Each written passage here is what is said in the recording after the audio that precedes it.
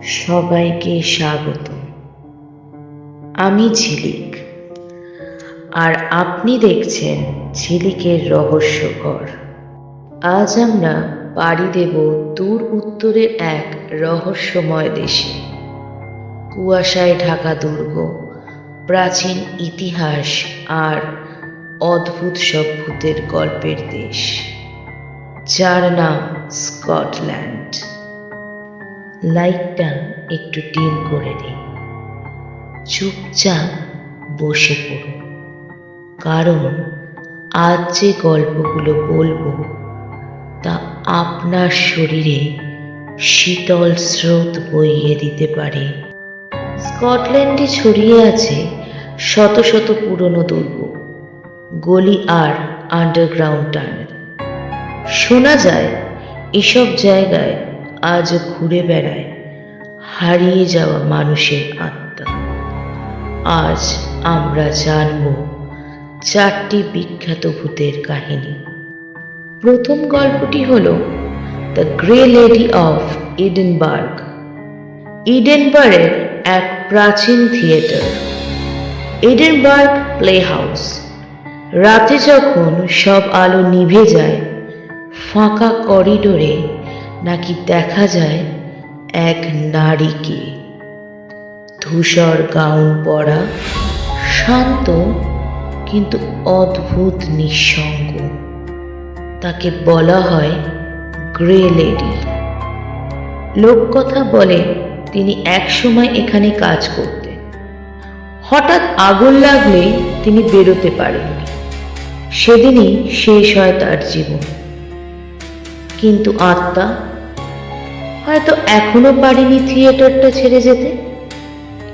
অনেকে বলেন রাতের শেষ শো শেষ হলে স্টেজের উপর দিয়ে ধীরে হাঁটতে দেখা যায় তাকে, আর যখন কেউ তাকায় তিনি অদৃশ্য হয়ে যান। গ্ল্যামিস ক্যাসেল।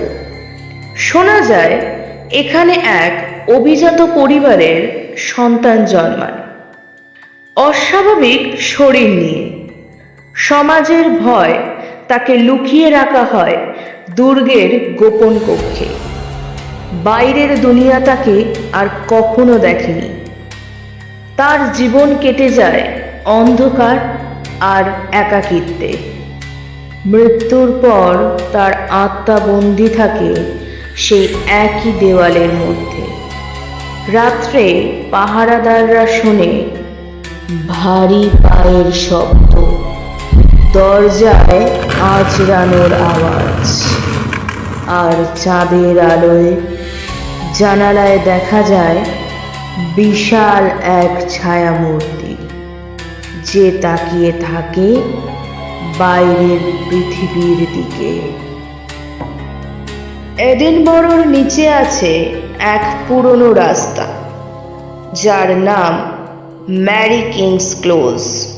1700 শতকে যখন প্লেগ ছড়িয়ে পড়ে, এই পুরো এলাকা সিল করে দেওয়া হয়। যারা ভেতরে ছিল তারা আর বেরোতে পারেননি।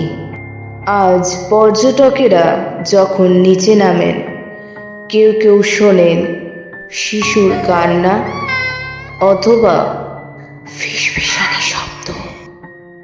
সবচেয়ে আলোকিত আত্মা হলো একটি ছোট্ট মেয়ে, নাম অ্যানি।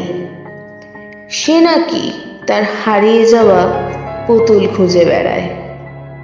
অনেকে সেখানে খেলনা রেখে আসে যাতে অ্যানি একা না থাকে।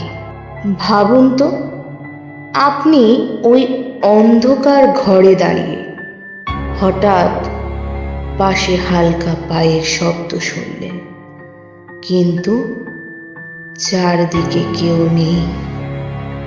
The green lady.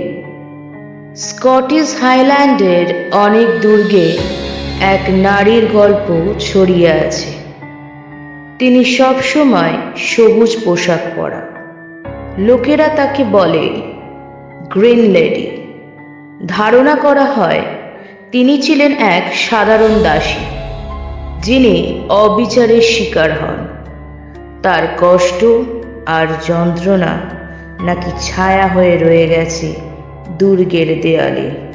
সবুজাভ আলোয় দেখা যায় এক নারীর অবয়ব হাঁটছে, আর বড় কোনো অঘটনের আগে তিনি নাকি বেশি দেখা দেন।